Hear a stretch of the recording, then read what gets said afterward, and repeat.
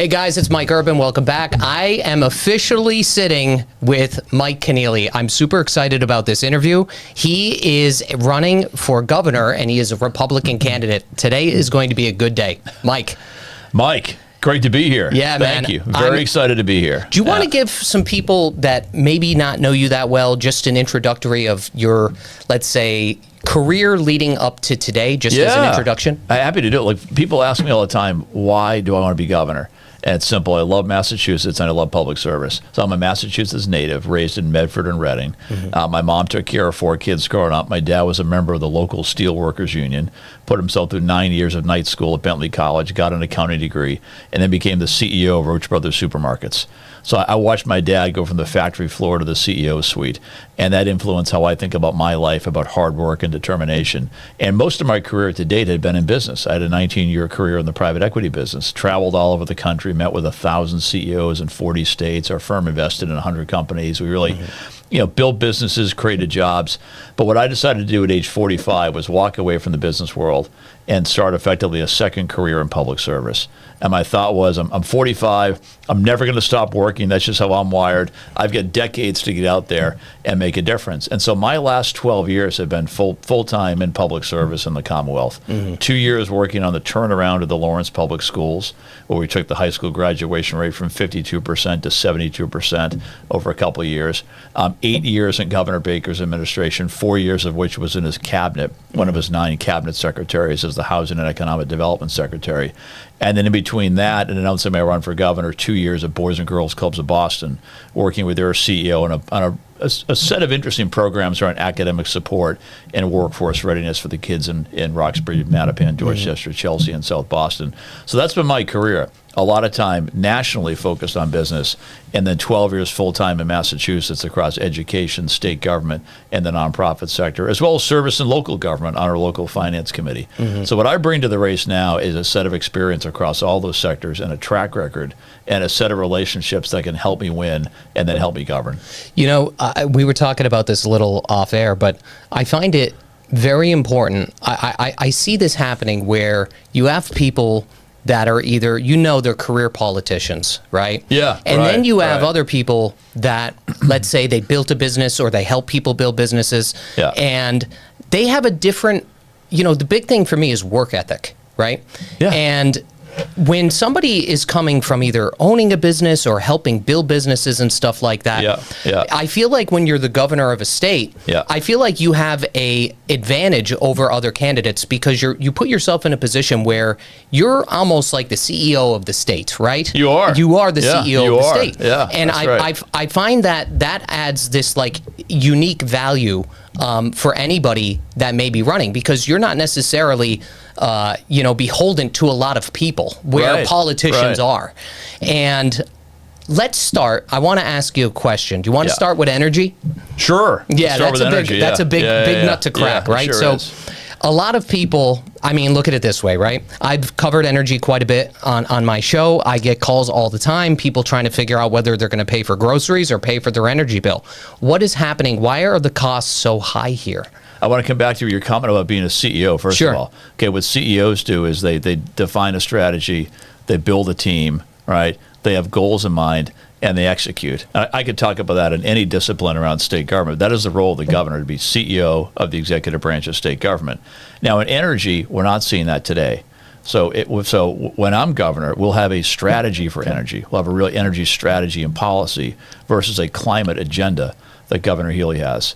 So this is government by a progressive agenda, not with end goals and end metrics in mind. And that's why you're seeing things like this net zero mandate, right? When you do something like that, you force yourself into a strategy versus saying, what's the outcome we want? The outcome we should want, yes, we want to do well by the climate where we can, but we need abundant, cheap, ideally clean energy, because that's what's right for our households and right for our businesses.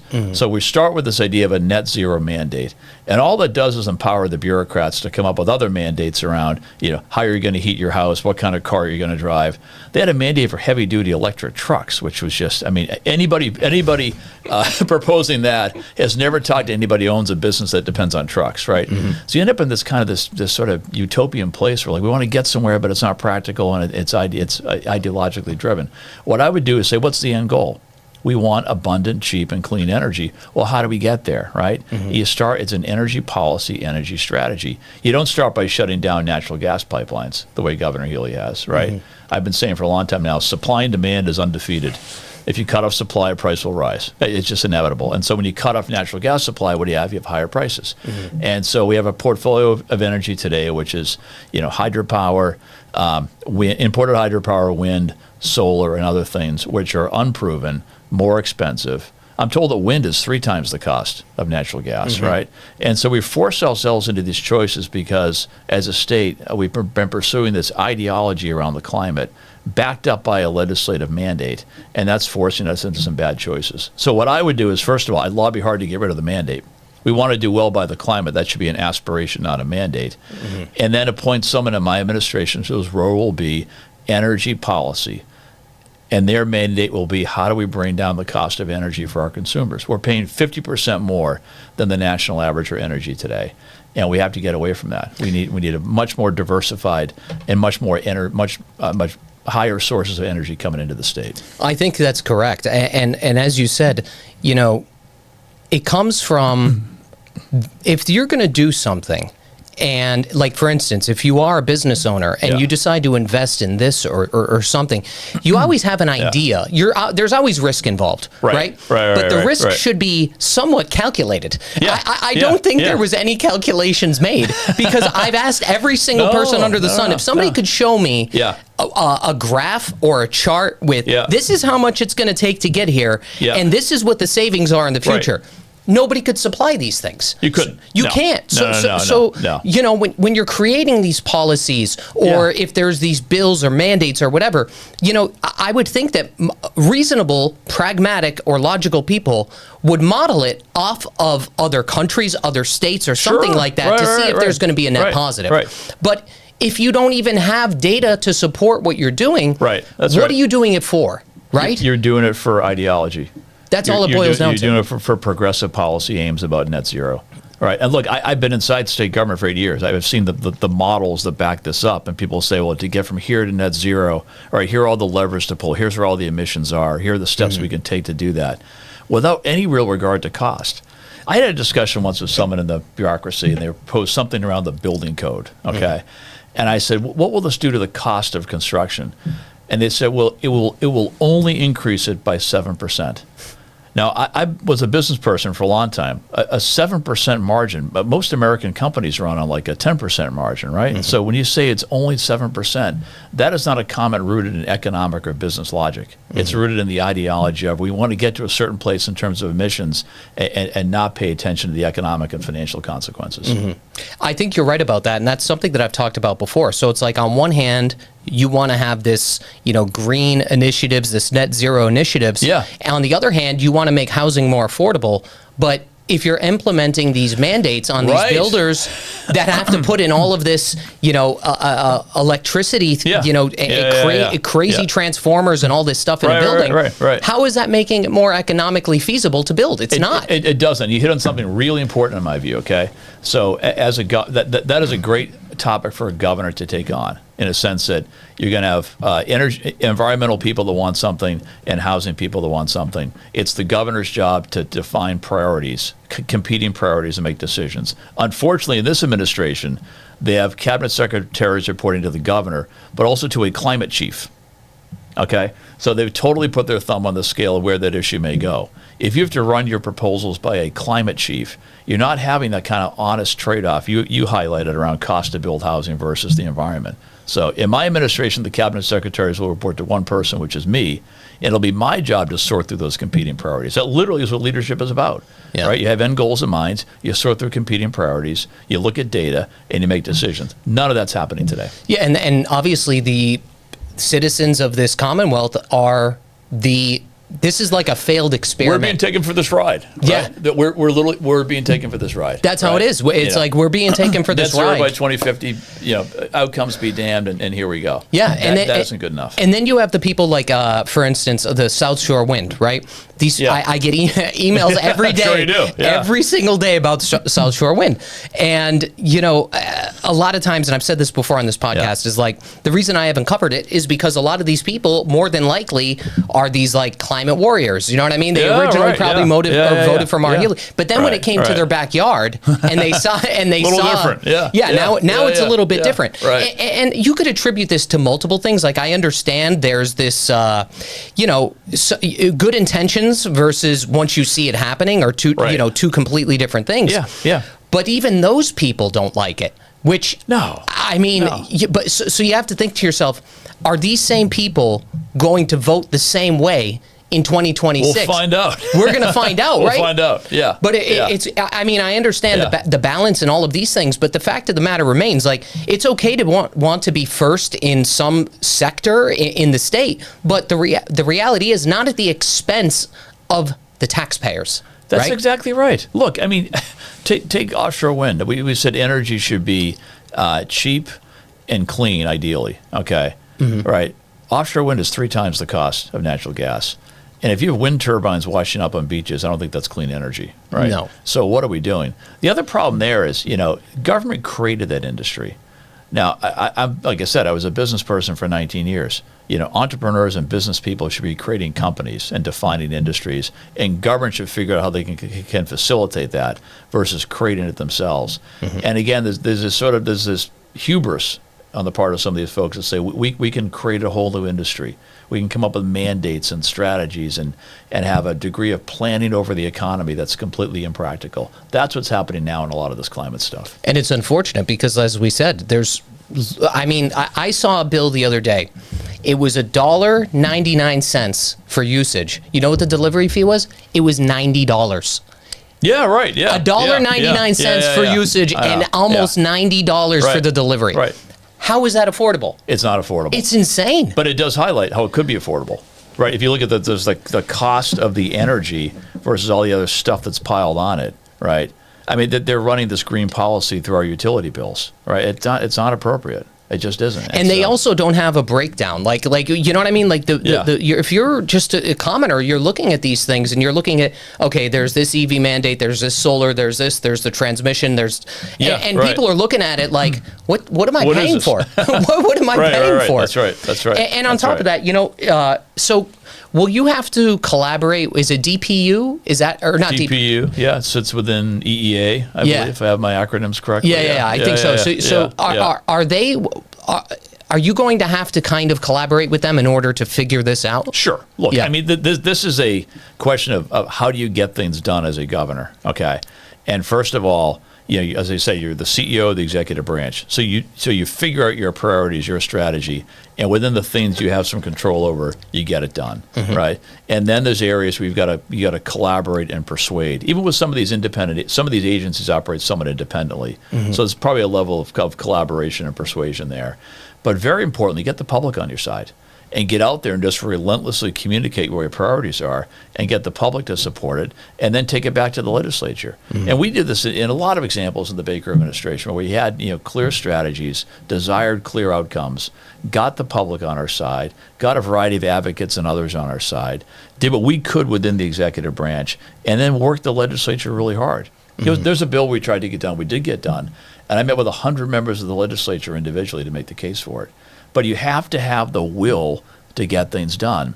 I'm not seeing this out of our current governor, by the way. That's a longer discussion around leadership style and passion for the job. But that's what you got to do. You got to have a clear strategy and pursue it relentlessly and be willing to work with others to get it done. Do you think that a lot of people get into office, and this is really a one-off question here. Do you think that a lot of people get into office with expectations to do something? And I'm not saying you in particular. I'm just saying the current existing office. And they have these goals, they have these ideas, and then they kind of become status quo. You know what I mean? Like where they're doing everything, like you'll almost get looked down on if you have an idea that seems radical, but it's realistic and logical. You know what I mean? Do you see that? It is so case specific. Okay. But I view this governor as a status quo governor. All right. She inherited a government that for 8 years is pretty well run. Okay. And I haven't seen anything new or different.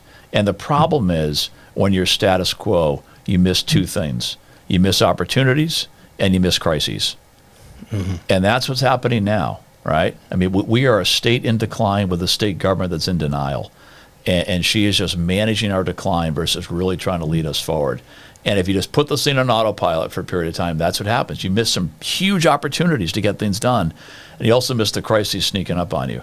And every governor should be ready for the crises and ready to seize the opportunities, right? But you have to have that mindset to do the job. I agree with you. One thing I wanted to ask you too, and I don't know the answer to this, maybe you do. So with these net zero mandates, listen, you worked with a lot of businesses. In terms of manufacturing.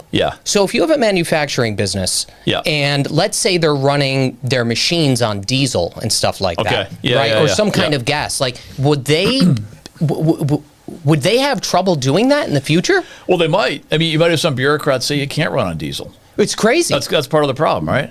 And so, look, I mean, they want everyone to have an electric car, right? They want everyone to heat their homes with heat pumps. Last time I checked, heat pumps heated about 11% of the homes in Massachusetts. We're a cold weather climate, right? So, but this is where the consequences aren't always factored in. They're happy to mandate things, right, without thinking through the common sense consequences. I don't understand how anybody could get in any position without some kind of modeling of who is this going to affect the most, and if it's your business, like if it ends up being business, which you know, businesses are moving out of Massachusetts. I'm well aware. And we'll talk about that. We'll talk about that. So you have businesses moving out of the state. Those businesses are supplying and creating jobs for a lot of the people in the Commonwealth.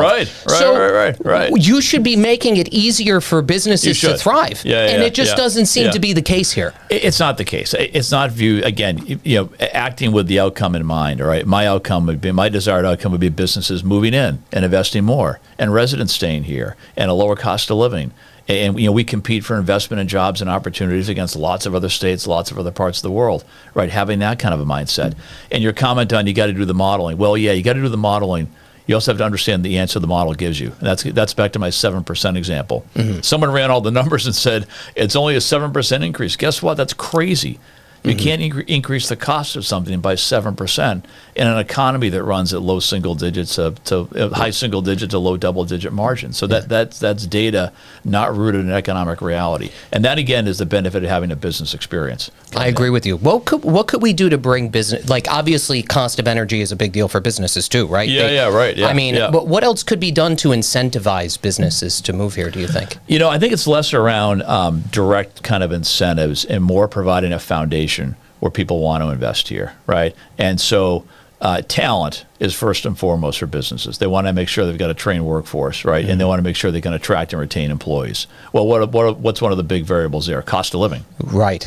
Are people going to want to move to Massachusetts and stay here when we're 50th among the 50 states in housing affordability, when energy costs here are 50% higher than the national average, when our taxes are too high, when our small business costs are crushing our small businesses? So you got to create an environment where people want to start their companies here, build their companies here, and add their employees here. I think one thing you're going to see, and we're probably seeing some of this now, is people ask the question, are companies going to leave Massachusetts? My answer generally is no, in a sense that a company may be happy to be headquartered in Massachusetts, but put their net new jobs somewhere else. And I think you're seeing some of that now. And I think we're not going to see the alarm bells of company X uproots some Massachusetts. We haven't seen it yet. But you look at where our employers are putting their net new jobs. It's not here.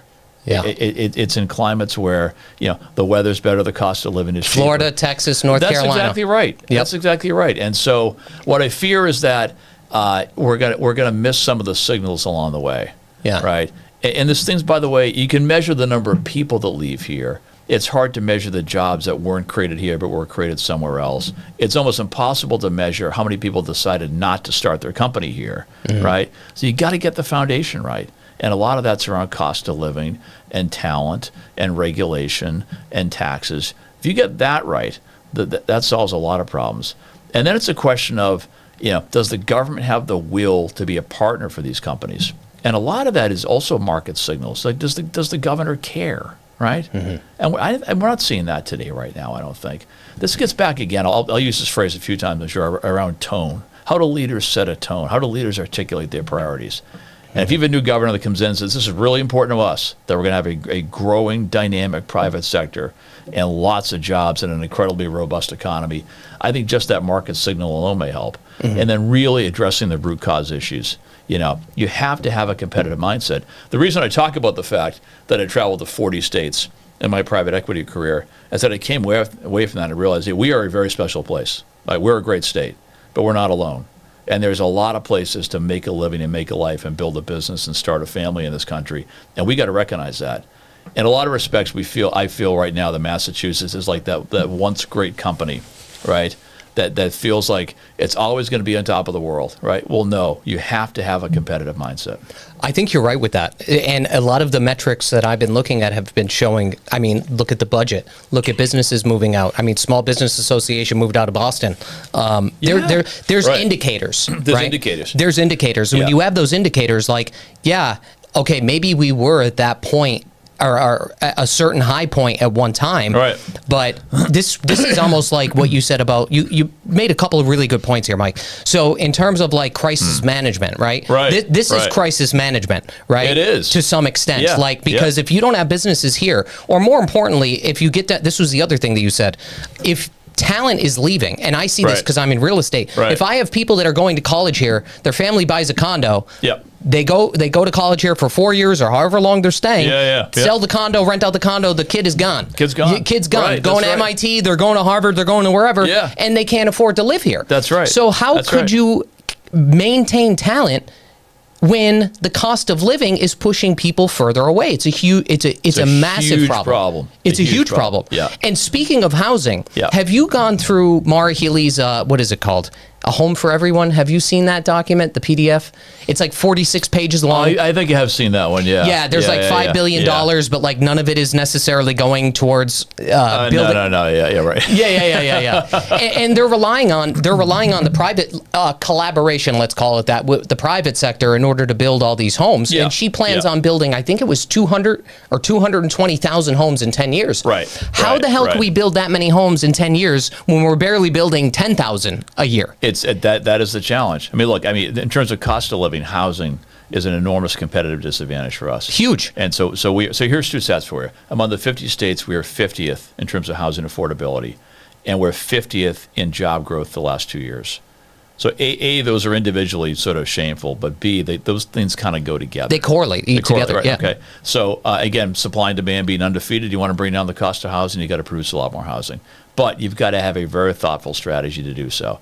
And I would fault her in a couple of respects on that. One is talking about a $5 billion bond bill, right, which is bond authorization that will never get spent, at least not at that level, right? It's a bit of a distraction. Mm-hmm. It's sort of a signal, hey, we're addressing housing. Well, sort of, right? It's a big headline number of money that's not going to get spent. And it does tell people that it's a state government problem, that we can spend our way out of it. And you can't. Right. Mm-hmm. I always said, I was the housing secretary. I always said housing development's like the ultimate team sport. It relies on state government, local government, developers, nonprofits, lots of other people are in the mix to get these projects done. Mm-hmm. And you have to have a collaborative mindset. You got to recognize that we are 351 cities and towns. Local control is really important here by a matter of statute and tradition. And it's the role of the governor to work with the cities and towns to help them produce the housing they want. Now, we worked for years to get something done called housing choice.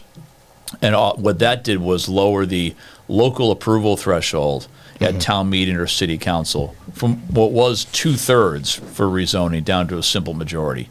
And we looked at that and said, okay, this ought to unlock the production of all types of housing. It will remove a local impediment to do so, a little bit getting rid of some of the red tape. And it's totally consistent with local control. That's how we looked at it. That's how you have to look at it. But I look at what Governor Healey's done now with this massive bond bill, which again, not all those funds will get spent, but also what she's done with MBTA communities. and really sort of weaponizing that against cities and towns versus recognizing local control is super important. Why do you think, like, I haven't covered the MBTA communities Yeah. act yet. I plan on doing it. Yeah. But it's like, when I look at these things, Mike, I think to myself, you're imposing mandates on communities and it's unfunded, right? So they're not getting any funding from the state government, correct? Yeah, To a point, right? To a point. Right. Yeah, People have to ask or something, right? Right. Yeah. Something along those lines. Yeah. But like the fact is, with the MBTA Communities Act, I feel like a more, again, collaborative approach from the governor. Yeah. And Yeah. figuring things out, well, what the town needs, wants. Right. And I know that's a lot of work. It's a lot of then work. what are you doing? If you know what I'm saying? Like, this is one of the key problems here. Again, I'm in real estate. I understand these problems. I see it every single day. Yeah. And this is a huge problem. It's a huge nut to crack. Yeah.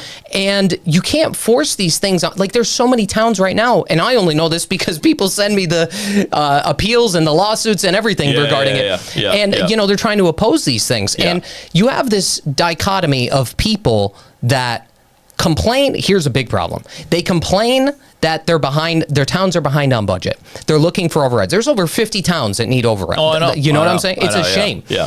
But the same people also don't want more housing or business in their neighborhoods to offset the cost. Right. So, like, how could you win with these things? You have to make the case, okay, that more housing is helpful for community, helpful for the state, but it's got to be housing the community wants.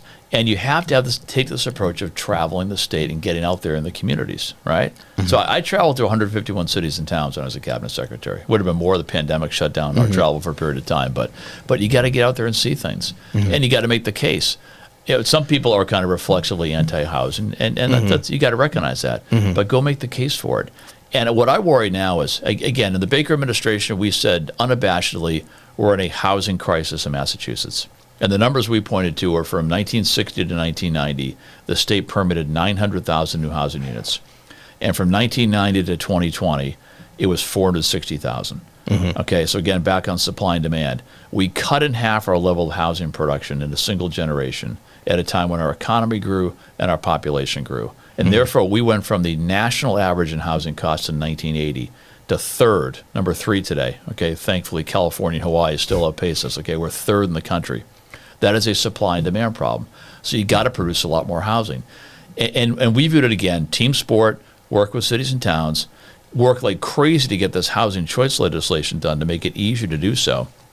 In that same bill, we all were surprised when MBTA communities got passed, but they've taken this and I think completely changed the dialogue.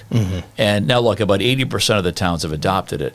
But for the ones that haven't, that are struggling, the approach has to be collaboration, not mandates, threats, and lawsuits. Yeah, or I else agree. nothing gets done. Yeah, exactly. Nothing will get done. I mean, as a governor, they should be working together with these towns and cities in order to, like, what's the best approach here? What does your town need? You know what I mean? Like, That's it. I mean, it's crazy. Yeah. And speaking of, you know what? One of my biggest gripes, and I haven't, again, done a video on this directly, but I have talked about this before. Yeah. So we have all of this money that we're pouring into illegal immigration.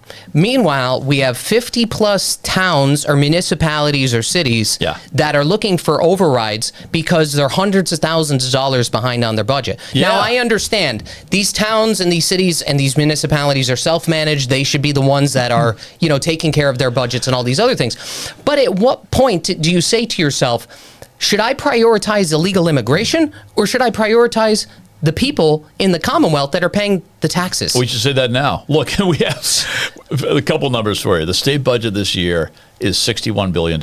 It's crazy. It was $30 billion a dozen years ago.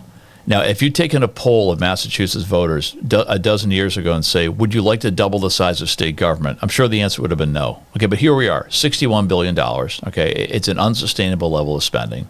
Right. They keep coming back and trying to find new ways to tax us. The governor proposed taxes on candy and prescription drugs and reducing charitable deductions and higher taxes at the local level. So the budget's out of control. There's also a business climate issue, by the way, because businesses want some predictability. And when they see revenues going like this and a desire for more taxes on the heels of the millionaires tax, too, by the way, we haven't talked about. Yeah. That I think tells them this is not a stable environment.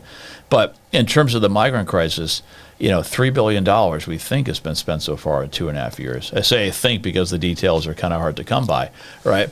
But there is a correlation there because local aid has to keep up with inflation for these cities and towns. So I think one of the reasons you're seeing these overrides are local aid isn't keeping up. Well, what's holding back local aid? Well, this $3 billion spending that should have been foreseen but wasn't. And look, I went through 8 budget cycles in state government. I never felt like there was $1 billion a year just lying around to dedicate to something. Mm-hmm. But somehow they found $1 billion a year to spend on this, and that isn't right. I agree with you, and you brought up a really good point too, in terms of the whole ball of wax when it comes to illegal immigration in these towns, and it's significantly more than three. I think it's significantly more than $3 billion. Is, yeah. I think it may be closer to $2 billion per year because if you calculate just the cost of the emergency shelter, figure that cost. And then what about all the other costs? What about, and again, this is completely database, but like if you look at the cost of healthcare, if you look at the cost of schools, if you look at the cost of all of these things on the back end, guess what? It's a lot of money. It's a lot. Yeah. It's a lot of money. And that's stuff that the government has not reported on. So Healey shows that the emergency shelter system is going down, but meanwhile, they're just funneling people into home base. Yeah, which I've been talking about for 6 months, this program. Good for you. I knew this was going to happen.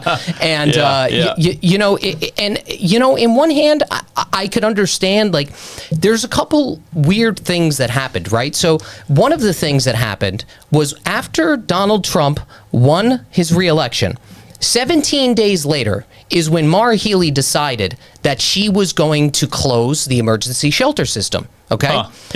At the end of this year. Then, once Tom, I covered this in a video, once Tom Homan said that he was coming to Boston and doing all these things, I think it was maybe 30 to 45 days later, that's when Maura Healey announced that she's closing the shelters early. Because I got notices from people that I communicate with at the shelters, and they had them posted on their door. So she closed the shelters 6 months early, okay? I feel like getting them out of the emergency shelter and into home base is maybe like a strategy to save some money. But in another hand, I don't think it is. I also think that now all these people are scattered throughout the community. You know what I'm saying? Like, if ICE comes and there's a criminal, or they're only making it significantly harder, is what I'm trying to say. I'll give you one other relevant date. The date she announced they were going to close the shelters early was also the day before the auditor released her report auditing the emergency shelter system, right? So that I think was the real correlation there. That could have been, and that was a scathing audit report. I know. And if you want to understand why we need audits, for example, an audit of the legislature, maybe we'll get into that one at some point. Right. Go read that audit report. It is an awful thing to read. Great piece of work. I have it. And so, that's what's happened there. But again, this one, I've said before, I warned her about this. I was in kind of a unique position, outgoing housing and economic development secretary, having a transition meeting with incoming Governor Healey, incoming Lieutenant Governor Driscoll, 3 of us. And they said, what are you worried about? I said, I'm worried that we're going to have a migrant crisis. And they said, well, why? I said, well, it's 3 factors. You've got a humanitarian crisis in some of these countries. People really want to leave, okay? You have an open federal border in the Biden administration. And you have our status in Massachusetts as the only one of the 50 states that's right to shelter. And this will guarantee many more people will come into the country and find their way to Massachusetts. And that's what happened. And so you talk about crisis management, crisis leadership. The first lesson in a crisis is manage the root causes early and aggressively. And that didn't happen. And so all this stuff just played out. And at every step of the way, they were just kind of behind the curve, trying to find new places to put all these people.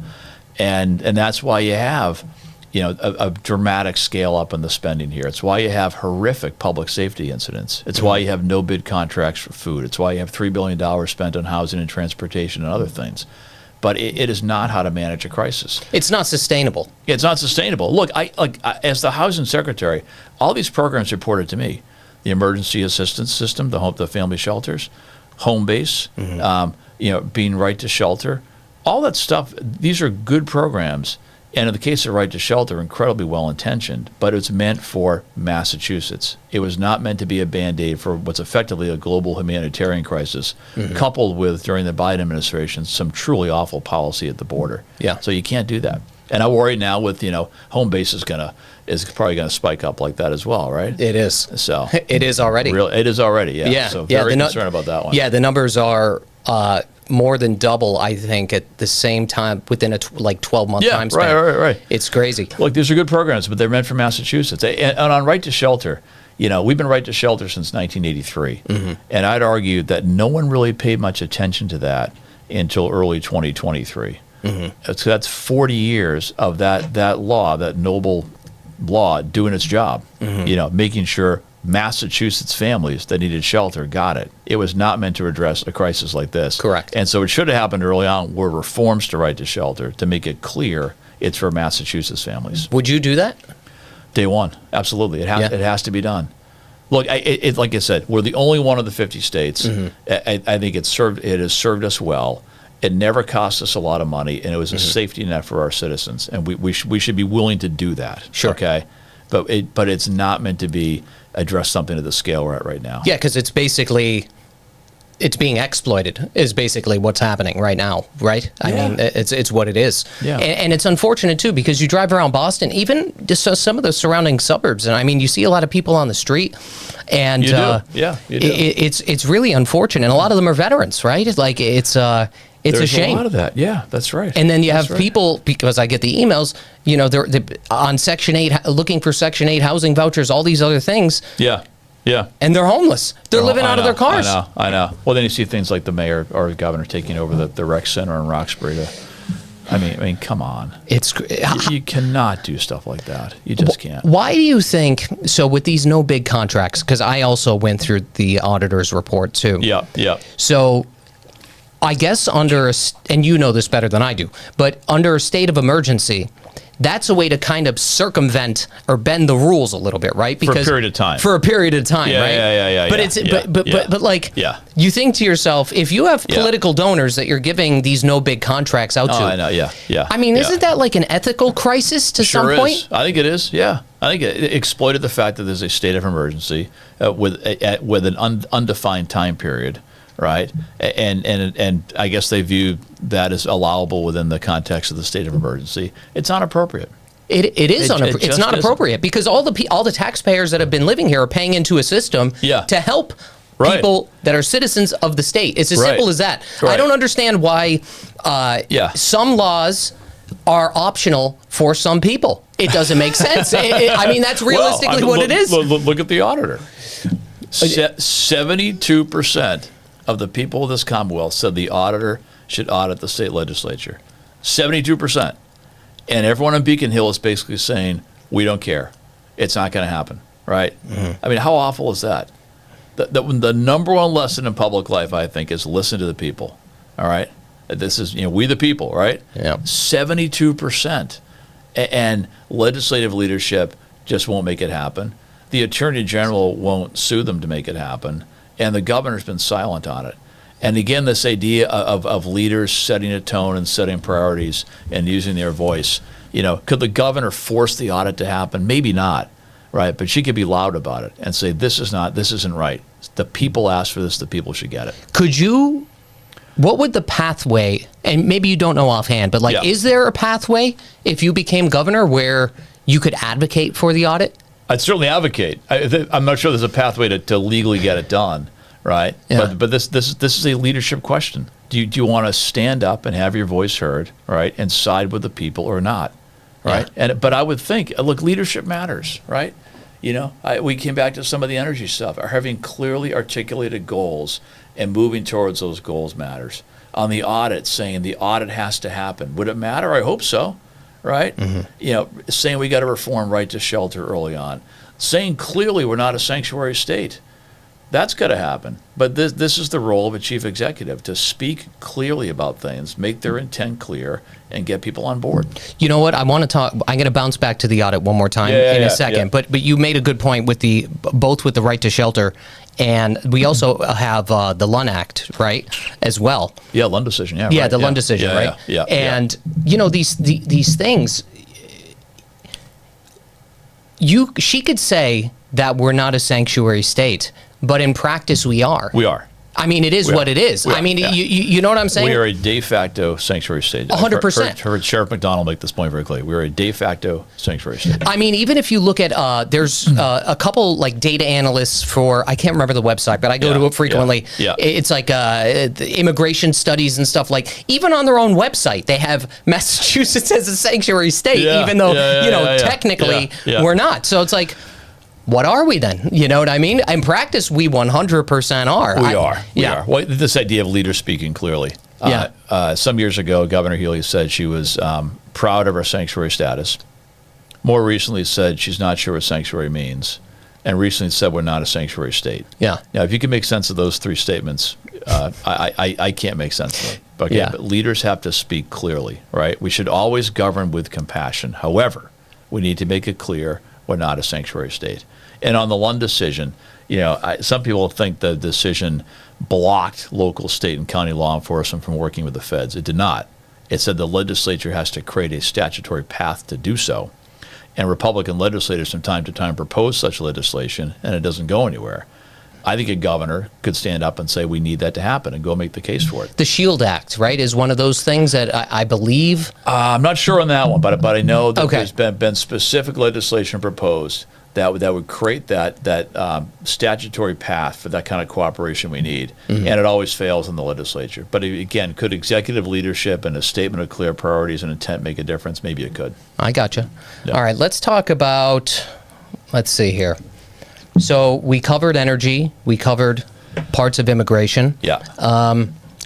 So actually, speaking of immigration, okay, you would cooperate with ICE, I'm assuming, correct? Yeah, for sure. 100%. It has to be done. It has to be done. Yeah, a lot of people want to hear that. You know what I mean? A lot of people want to know, what your intentions are. Yeah. And I think that's a very important thing to run on, because obviously the biggest thing here is I feel like a lot of people get hoodwinked in this state, because you don't see one dynamic that you see is if somebody does get arrested that is a legal citizen, all the legacy media will blow that up. They'll talk about that for 3 weeks. But as soon as we arrest, 8 people for absolutely terrible crimes, it barely even gets a 10-second spot on the news. I know. So it's like, where it goes beyond the legislature. It goes from the legislature even to the way it's being reported. So it's like you have this machine that is running, and it's just always an uphill battle for people that want to make a change. Well, just to be clear, I mean, the cooperation with ICE has to be around getting criminals out of our shelters and off our streets. Correct. Right? And I'd argue if we had that level of cooperation, we'd be viewed as a more reliable partner by the federal government, right? And you wouldn't see perhaps some of these mass deportations that we're seeing today, which a lot of people don't want. Yeah. Right. We're not viewed as reliable, right? And so I think it would serve everybody well to have that kind of collaborative framework we need that Lund is calling for, and having that kind of coordination with ICE to go after violent criminals and get them out of here. That has to happen. That Lund guy robbed a woman like a week later or something like that. You know this, correct? Oh, yeah, right. Yeah. It's like, you made the decision for the entire state, that the guy goes out and robs some old lady for $4,500. Right, I mean, come on, like, hello? Yeah, but I feel like the politicians will say, they want to get rid of the criminals and don't want to see mass deportations, okay? Okay, well, the way to accomplish that is to have cooperation with ICE. Right. There has to be a framework. There's got to be a framework, right? And I think there's a way to get to a place that would satisfy most everybody. But you have to get out of your ideological corner and actually want to cooperate and get things done. Why do you think that they don't want to cooperate with ICE? Do you think that they'll lose votes if they do? It's a very easy talking point for them to say, ICE is bad, Trump is bad, we're not going to cooperate. Yeah. And that doesn't serve anybody well.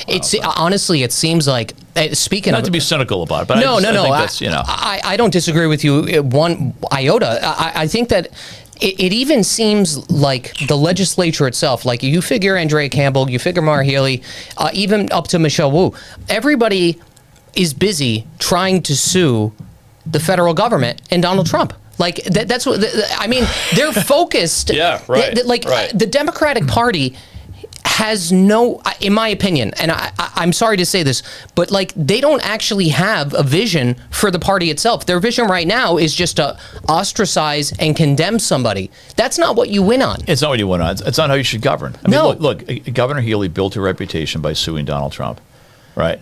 That's how she built her reputation as Attorney General. The Attorney General today, I think, is continuing some of that pattern. I wish, for example, she would take a more aggressive stance with the legislature around the audit versus going after the federal government on things, right? But you've got to work with the president. Any governor has to work with the president. And so the choice I'll present to people is you have an incumbent governor who built their reputation suing the president, and I want to work with the president and anybody to help move the state forward. That is executive leadership. Find a way to work together and get things done. And I've been saying for a long time, when the president does something Governor Healey doesn't like, she must tell her team, get me on TV. I want to go on TV, right? I would tell my team, get me on a plane. Yeah. And get down there and work with people, right? You have to do that. I think that's important. And we talked about the collaboration aspect a lot. And I mean, I even remember when Biden was elected, I don't remember states not wanting to work. Like, maybe there was like a one-off, but not to the extent that it's at now. You know what I'm saying? It's really dystopian, to be honest with you. It's this protest strategy. They must feel like there's some political benefit to do it. Okay, but when Governor Healey goes on MSNBC and blasts the president, how does that help the citizens of Massachusetts? I don't understand it. I think it helps. She must feel like it helps her in terms of her national political profile. But this, I keep saying, this is an executive leadership, executive management job, which means collaborating with people to get things done. Find a way to work with the president to get things done. Do you think she's doing those things to enhance her political career? I never want to impugn anybody's motives. Of course. I can just say that I don't think it's helpful for us. Right? You've got an entire political establishment pursuing what I would call a protest and sue strategy versus a collaborate strategy. And you got to do that. You got to work with people. I don't disagree. What could we do? So I want to circle back a little bit. Yeah. And you said something earlier that I found really insightful, and that was in the terms of keeping people here, keeping talent here. Right. What can we do? I guess if you eliminated, and obviously this is again an uphill battle, some of the net zero mandates to make building more affordable. Yeah. The other thing that we see here is builders and people that are developers and stuff like that is when it comes to inclusionary zoning. Inclusionary zoning has been here forever, and I feel like it is only backfired. That's how I feel. It's backfired massively in places like Cambridge. Yes. That increased their inclusionary percentage. It might have been from 15 to 25. It's like 20-some percent. Okay. That has shut down development in Cambridge. Mayor Wu wants to do the same thing in Boston. Yes. That is shutting down development in Boston. Yes. I saw a presentation from a very insightful developer recently. And he said, okay, here's what it takes to build housing. And he said, look, we live in the global capital markets. We have to provide a rate of return, right? And so here's what it costs to build. Here's what the rents are, okay?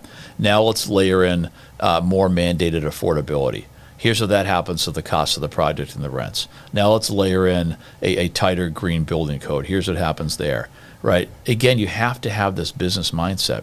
Developers have to be able to make a return on capital to build. And you can't just layer policy priorities on that economic model and expect things to happen. So it's a huge problem. Is it something that could be eliminated? Well, sure. I mean, Mayor Wu didn't have to propose going from 13 to 20 or something, and the folks in Cambridge didn't have to do what they did. I'm saying as governor, though, like you don't have any. Do you have precedence over statewide stuff like that? I mean, could there be a state law that says no? But again, I believe in local control. Okay? Yeah. So that would be a little hypocritical to say we're going to mandate this. But you could certainly make the case. Again, use your voice as a leader and say, look, we're in a housing crisis in the state. We need a lot more housing. Here's how I, as the chief executive, view the impediments to housing production. Here's a set of policy priorities I would articulate and advocate for, and do that without trying to mandate things. Yeah, because it's obviously it's a problem. So it's a huge problem. And what's your stance on rent control? A phenomenally bad idea. Yeah. It's been proven. Again, supply and demand being undefeated. Yeah. The only thing that matters in a market is supply and demand. Yeah. And when you come in and try to intervene in a market that way with rent control, you're going to get bad outcomes. Yeah. For sure. There's a reason why we eliminated it back in '94 or something, right? So no, I believe in free markets, right? And that is an anti-market solution that will not help us. It will. The only thing that matters, not the only thing, the thing that matters most in housing is producing more housing. Okay. And if you do things like that, that could lead to producing less housing. People may decide they don't want to produce housing because the price is capped, right? Correct. So start with the lens of supply and demand. You want to bring down cost, increase supply, and then be very practical how you want to get that done. So speaking of housing as well, she just released her, I think it's going into effect August 1st, where landlords have to pay a broker fee to the buyer or tenant agent, right? Yeah. What's your thoughts on this? Have you thought about this at all? I haven't thought too much about that one, to be honest. Again, I just think, I always said in housing that there's small things people like to focus on, and they're sort of feel-good issues, and they focus on that. We got to focus on the broader picture. How do we produce more housing? Yeah. That's what the focus should be, I think. Yeah. I don't disagree at all. But the reason I brought it up is just because it seems like the government is getting involved in a free market, right? All of a sudden, they're mandating that landlords have to pay the fee to a potential buyer agent if they brought a tenant or whatever. And then on top of it, they're also dictating the information on inspections. Right. So, you know what I mean? So of course, you could say this is a one-off issue, but when you look at it in the that's a fair point. When you look at it in the context, like we have the inspection issue, now we have the broker fee issue. Yes, the broker fee issue. So, like the way that I look at things, and maybe this is wrong, maybe this is right, is like, you know, if you continue down the same path and you're creating or you're disrupting what is a free market. What's to stop them from adding something else into that list is what I'm trying to... That's a really good point. You know what I mean? Yeah, sure. Yeah. Like outside looking in. You know what I'm saying? Like how many more restrictions... And the funny thing is, all of those items only make it less affordable. That's right. That's what it is. Because guess what? You think a landlord that has 100 units is going to absorb all those costs? No, they're going to pass it to the tenant. No. And it's only going to make things less affordable. Right. And by the way, most landlords are small businesses. Correct. They're not giant corporate landlords where there's a sense that you can tax and regulate and extract more value from them. They're not. Yeah, correct. I mean, it's wild. Like, don't you think that you should look at other states to see what they're doing to see if it was successful to some extent? Like, you know what? I feel like we're slowly becoming like California 2.0. That's how it feels for a lot of people here. Oh, I'm very concerned about that. California, Illinois, New Jersey. I mean, when you have the kind of government and economy we have now, high tax, high regulation, slowing growth, right? I mean, we're on that path right now. And so when I talk about us being 50th among 50 states in job creation, that's a huge problem. Huge. Right. In the Baker administration, there were about 230,000 jobs created during that period of time. In the Healey administration, we're 25,000 negative. Negative private sector jobs. The states added about 10,000 government jobs. That's a very different economy. Diminished private sector, growing government sector, budgets doubled over a dozen years, a drive for higher taxes, more regulation. Right, we're on the path to becoming Illinois and California with that. Why? You know what? You must have looked at this data, and I looked at it briefly, but hasn't Healey hired more? I was looking at a correlation between Baker's administration and her administration, and it seems like the amount of government employees that are like they're just creating these jobs out of nowhere. Right, they are. Why? Look, I mean, she took my job and split it. So I was housing and economic development. Now we have a housing secretary and an economic development secretary, and they've built their teams, and that's a much bigger bureaucracy there. That is happening for sure. But again, it's this. It must stem from this belief that more government's better, right?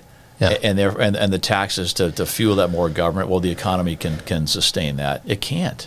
You got to operate a lean government. And again, just let's look at those 2 endpoints: 30 to 61 over a dozen years. Yeah, it's not right. Do you think one other thing I want to talk about too? You made a really good point, and I didn't even think about this. When people are trying to, or businesses, I should say, are trying to evaluate a state to move to. Okay. Right. This is something you know quite a bit about, right? Yeah. Talk me through. So is one of the key indicating factors a growing budget to move or not to move somewhere? So like our budget increased by, it's double, or it's up 50%, right? Yeah. So if you own a business and you see a state that maybe not they're not fiscally responsible. Sure. Are you Yeah. less likely to move to that state because Absolutely. Yeah. I would think so, right? I've been in the boardroom making those decisions with CEOs. I've been an economic development secretary competing for those decisions from CEOs. Yeah, I understand. You look at a lot of different things. You're going to look at the cost of living for your employees. You're going to look at the cost of doing business. You're going to look at the regulatory framework. You're going to look at how stable the fiscal environment is in that state and the prospect of higher taxes and more regulation going forward. You're going to look at a lot of things. It's multiple factors. Sure. And the job of any chief executive of the state is to look at your competitive advantages and disadvantages, right? And amplify your advantages and diminish your disadvantages. But again, you have to start with the premise that we compete. Now, I recall having a discussion with someone high up in the legislature in 2022. And I said, if we pass this millionaire's tax, I think people are going to leave. Kind of an innocuous statement. The pushback on that statement was amazing. No, Mike, people aren't going to leave. We're Massachusetts. We're the best. We get the best higher ed and the best health care and the best this and that. Well, we do. But you have to recognize that we compete, and you got to be relentless about it. And so your question, how do business decision makers make those decisions? Yeah, that the fiscal environment and the regulatory framework in states matters a lot to them. And guess what? They get 50 states to choose from, right? Yes. And lots of other parts of the world. And we truly live in a global economy now, a global capital market. And I think what's missing here in Massachusetts is the notion that we compete within that environment, right? We compete with lots of states. We compete with lots of countries. We live in global capital markets, right? And so someone who wants to invest to develop housing, they can invest $1 in Boston or Nashville or Raleigh or Phoenix or anywhere they want. But I think there's a notion that we live in kind of this static world where people do business in Massachusetts and we can tax them and regulate them and they'll keep doing what they're doing and we can just extract more. It doesn't work that way. I don't disagree at all. I see it to be a huge problem. Huge problem. It's a massive problem. And with the millionaire tax, do you know a lot of data behind that? I've seen a bunch. I would tell you what worries me now a little bit is that what's happened now is what I thought would happen, which is that it's causing people to leave. However, not everybody who intends to leave has left yet. And so we're seeing this short-term, what I think is going to be a short-term spike in revenue. And so the proponents of that tax look at that and say, look at that. We get all this extra revenue. Don't count on it. That's volatile revenue too, It's correct? volatile. It's a lot of capital gains, right, Yeah. for example. So we're seeing volatile sources of revenue from people that are probably getting ready to leave. Right, and that's going to set ourselves up for failure, and that would have been bad policy at any moment in time. However, in a post-pandemic economy where talent's more mobile and people can live and work basically anywhere they want, and where most every state either cut taxes or kept taxes the same, we did the millionaire's tax. I mean, awful policy at the worst possible time, in my view. Was it that Maura Healey's doing, or? It wasn't her doing, but she voted for it. She voted for it, right? The people proposed it. It went on the ballot. Look, the voters voted for it, okay? But she supported it. Yeah. Governor Baker opposed it. Yeah. A lot of us opposed. I voted against it. So, would you do something if you were to get in office? I would, but it's going to take a while. I Yeah. mean, it's got to go back to the ballot at some point. There's probably not enough data to like that's the hard part, and maybe what you're thinking too. Yeah. Like there may not be enough data to correlate if this is a good idea or a bad idea yet. Not yet. That's my point about the big spike in revenue now. Yes. Right. So it is capturing a lot of that volatile revenue today. Yeah. But long term, I think it's not going to play out the way. What I would do is day one, look at our entire tax code. Right, and say what changes can we make? The millionaire's tax, I think we're kind of stuck with for a while. Yeah. It was a ballot initiative, but there's other parts of the tax code we can be a lot more competitive on. Speaking of taxes in the budget, Yep. Mass Health has increased exponentially It's like half of state government. Is that common throughout the country? I'm not sure is the answer, but I know in the Baker administration there was a real effort that was successful to keep that at the level of inflation and kind of control it. Yeah. I do worry about what's happening with that now, but I'm not sure if it's common or not. But I gotcha. It's certainly been the case with us for a while now. Okay. So. And then I have one last question for you. Let me think of a good one here. So if you were to boil down, let's say you were to boil down and what is your primary goal for day one? What's your priority? Well, when I launched the campaign, I said I have 3 priorities: a state we all can afford to live in, a great future for everybody, and a government we can believe in. Okay. And on the last point, ask yourself, what kind of government could we believe in? It'd be fiscally responsible. It'd be accountable. It'd be transparent. It could manage a crisis. For all the reasons we talked about today, we're a long way off on that one. So addressing all those right away. So, I mean, day one, for example, declaring that we're not a sanctuary state. Day one, supporting the auditor, which hasn't got the audit done by now. Day one, taking a hard look at the budget and getting our fiscal house in order. So those are kind of day one issues. On the cost of living ones, really trying to design actionable, practical strategies, okay, not ideologically driven strategies to address all the different levers of cost of living: housing, energy, taxes, small business costs, getting that under control. And the kind of middle point about a great future, that's a day one and beyond, in a sense that when I think about that, I think about an economy where there's lots of good jobs and citizens who can compete for those jobs. We didn't talk about education much. Oh, we could talk about that too. All right. So when I think about the fact that we're dead last in job creation in the last couple of years, and by the way, we should all look at that and say, come on, like we're Massachusetts. All right. We're an intellectual and financial capital of the world. We got great companies, leading positions in global industries, smart citizens. Like, how could this be? I think it's a result of policy errors at the state level. And so we got to get after that, make sure we have this vibrant, robust economy. But on education, day one, I mean, finally getting serious about education again. And to make a statement like that, we have to get serious in Massachusetts. That's probably counterintuitive for folks, okay? Because people like to talk about the fact that we're number one on the national assessment. We are. For now. For now. We're number one because the competition's getting worse. And our kids' reading scores peaked in 2011. Their math scores peaked in 2013. 40% of our kids can read and do math at grade level, 40% on average. For our Black and Latino kids, it's 20%. We are not number one, but 6th in 4th grade reading behind Mississippi. We got some real work to do here. And you talk about complacency and resting on your laurels. Education is a great example of that, because people look at the fact that we're number one. Okay, let's take a more complex view of the situation and recognize we may not be number one for lawn. We're not number one for everybody. Right? And I'd argue, do we want to take pride in being number one when the competition's simply getting worse? We need a much better strategy in this one and a lot more urgency. What do you do, like, if you don't mind me asking? Yeah. Because this is something that I don't know that much about. So, like, with Lawrence School, you turned that right around. Okay. Part of a team that did, yeah, for sure. How did you manage to do that? Oh man, I can go on all day. I know you can, but I love this example. That was so I decided to leave private equity, go into public service. My first stop was Lawrence Public Schools. I went from a $5 billion private equity partnership to Lawrence Public Schools. Incredible transition. I learned a lot, met a lot of great people, but became part of a team that was in receivership. And receivership meant you could actually get things done. And so we did things like cut the size of the central office bureaucracy by 40%. And put the dollars in the classroom, introduced a bunch of innovative new programs, turned over about half the school principals, brought in outside operators to run the worst performing schools, lengthened the school day, brought extracurriculars back into the curriculum now that there's more time. That's a way to get kids more engaged through arts and sports. Really brought the parents and teachers and community members together. We had a whole strategy. Obviously, you want the kids to succeed, and we took the graduation rate from 52% to 72%. But you want to help the parents succeed too. So we had a whole strategy called the Lawrence Working Families Initiative, kind of a center set up to help the parents succeed, job training and English lessons and so forth. But it was this community-wide approach where we proceeded with just incredible urgency, but again with the outcome in mind. The outcome is higher educational attainment for those kids. And we got it done. Is this scalable?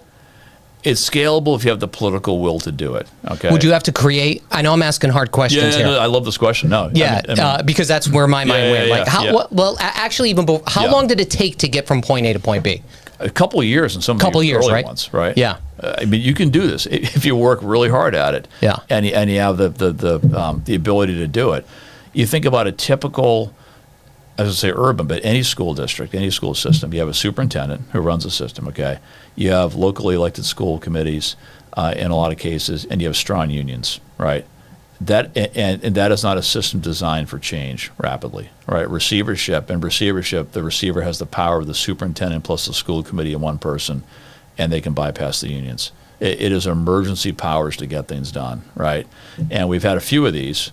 I think for the most part they've worked. There's different points of view on that. But we have to recognize that we have to run these school systems for the kids and what is best for the kids and the families, and remove some of the political constraints to get stuff done. Well, on top of the schools, like just for instance, the town that I live in, we're behind on budget. So like, how could you create these? How could you even start to implement things in schools or towns that are in the negative? You know what I'm trying to say? Like, I'd say first look at the bureaucracy. I mean, taking the size of the central office bureaucracy down by 40%, freed up millions of dollars, right? And this is a real problem, I think, in education. We built these bureaucratic systems. If you look at enrollment in Massachusetts, it probably goes like this. If you look at professional headcount, it probably goes like this. We keep adding more and more people into the system. I think I'm told in Boston public schools there's 800 people that work in the central office. So you think that it's like a spread too thin problem, right? Where there's so many people and so much bureaucracy. A lot of people. Look, what really matters in education is a great teacher in the classroom. Sure. Right. It's not the overhead. It's not the central office. The joke we had in Lawrence was we reduced the size of the central office by 40%. Know what happened the next day? Nothing. There were jobs that weren't actually impacting educational outcomes. So you got to start with the outcome in mind. And there's a reason. Look, we've been on for 12 years now in Massachusetts. It's been in education. More spending, less accountability, less innovation, less choice. That's where we're at. And that explains why we've been on this 12-year decline, and we got to get out of that. So basically, it is scalable, but this is something that's going to take time. Would you have to create like another branch or like another committee or something like that in order to help you with this? Or? I think you need to take a hard look at receivership and does that work, right? And in what context could it work, right? Mm-hmm. But you got to listen to the teachers. The teachers are the experts on this. Mm-hmm. Not the teachers union, but the teachers, right? Yeah. Right. Understand what's happening in the classroom. What do we need? And so, for example, and this again is one of my faults about the Healey administration. So she has said rightfully that having high quality reading instruction really matters. Well, out of a $61 billion budget, I think there's $25 million for that. Mm-hmm. Okay. High dosage tutoring can work. We saw that in Lawrence. That also is like $20 or $25 million out of $61 billion. If we're serious about something, put the resources behind it to make it work. And also, by the way, we have no high school graduation standard in Massachusetts now. We got rid of the MCAS as a graduation standard. Mm-hmm. The only thing you need to get a high school diploma is pass your classes and pass phys ed, mm-hmm. right? So I'm not sure how people are going to look. You talk about employers. How are they going to look at a high school degree in Massachusetts? Mm-hmm. But also, there's real opportunity here. What's our strategy for artificial intelligence in Massachusetts in education? Huge opportunity. There is a big opportunity there. A lot of people are, you know what, it's a dirty word sometimes because a lot of people are scared they're going to lose their jobs and all these other things because of AI. Could transform education. But it could, the fact is it can transform education. Yeah, it could. I mean, I think that would be a huge deal here. Huge. Another example. So we're having a debate now in Beacon Hill about vocational technical school admissions, which is basically how do we allocate a scarce resource? Who should get in, who shouldn't? Let's have a big goal that says let's eliminate that debate and create enough seats at these schools that anybody who wants to go can go. In the Baker administration, we're huge believers in the VOTEC schools. We invested hundreds of millions of dollars in those places. They're really good. Yeah. And you go to one of those schools, you get out, you have a job, you have a career, right? And we looked at the sort of high demand industries in Massachusetts where because of either an aging workforce or growth, they needed a lot more talent, healthcare, IT, advanced manufacturing, the trades, life sciences. Well, think about a workforce development engine that encompasses, K through 12, VOTEC high schools, community colleges, higher ed, state-funded workforce training programs. Align those against those industries, right? Really measure outcomes, right? And be willing to have big goals around closing talent gaps and growing talent pipelines. We're not seeing that today. Could we? So I was in the trades for 10 years. Okay. My dad was an electrician. There you go. Yeah. I'm 40. When I got out of here's a little story. I don't know how much time do you have? I'm good. You're good? I'm good. Yeah. So when I was in high school, I graduated in 2003. I got looked down on because I didn't go to college and I went into the trades. Sure. And now the trades, you get into the trades, you're pretty well off, right? You're doing well. You're doing pretty good. Yeah. And I feel like there's this stigma. I don't know if it still exists. Again, I'm not in high school, right? I don't know if that stigma is still there. But I feel like there's a lot of older buildings and even hospitals, maybe even some schools. Yeah. That are just rotting away here in Massachusetts. Why can't some of these be turned into like a, like a VOTEC or a trade school or something like that? They probably could. We did something in the Baker administration. We created something called the Career Technical Initiative. And we looked at the existing VOTEC buildings. We said, okay, those typically run from call like 8 to 2. Students come in at 8, they leave at 2, right? We said, okay, how do we create sort of more throughput through these programs? Let's add a second shift. Where it's our kids that will start their day in their kind of regular high school, then come to the VOTEC in the afternoon. That's your afternoon shift. Then we said, okay, what about adults? What about adults that want to reskill for new jobs and new opportunities? Let's have the third shift be at night, right? But the idea is, again, start with the end goal.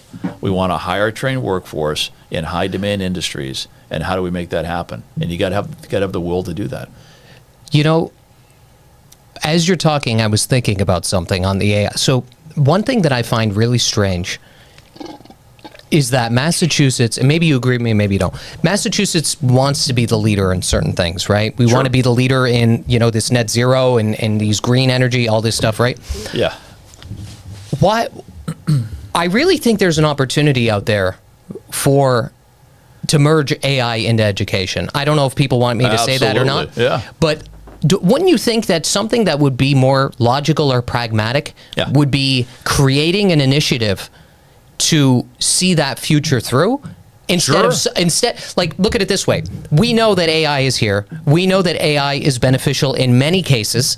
Like, why can't we create some kind of initiative to see what we could do and maybe model it off of other countries or other states or, whoever is doing this and create the initiative here educate our kids. We should. Well, a couple comments, and that gets back again to kind of leadership style. Leaders should not let things happen to them. Right. If a leader sees a chance to help shape the future or create something, they should do that. I agree with 100%. We should develop a strategy around it. We know what we have today in public education, which I think is underperforming. You have this global phenomenon called AI. Let's figure it out, right? And I've said for a long time now, if you want to get the best minds in Massachusetts around a table to talk about something, you're probably getting the best minds in the world around the table, right? Could we get the best, the brightest minds in the state around the table and figure out an AI strategy for education? I'm sure we could. We should do this. So why not do it? We should absolutely. I'm going to add that to my day one list. Absolutely. Seriously, I feel like there's I feel like there's an opportunity there, and I think that it's one of those things where people don't realize the opportunity because there's no proof of concept yet. But it's back to my comment about being a status quo leader. If you're a status quo leader, you miss crises, you miss opportunities. Right, that is an opportunity to be seized in Massachusetts, developing the AI strategy for education. It's right there for the taking. We should do it. Mike, is there anything else you want to add? I hope I'm getting across my passion for the work. Okay, so when you leave behind a 19-year career in private equity at age 45, that is with serious intent to do public service for a long time, right? And that led me to Lawrence for 2 years and 8 years with Governor Baker and 2 years at Boys and Girls Club. And I come into this race, I think, with an unmatched level of experience across all those sectors and a set of relationships statewide, again, that will help me win and help me govern. And that's what I offer to the people of Massachusetts. And it's a contrast to what we have today, I think. A contrast with others in the field, too, by the way. But in terms of really trying to move the state forward and a real passion and focus for the work, that's what I bring. Mike, this has been a great interview. Thank you. I really enjoyed it. Thank you. Yeah. Great to be here.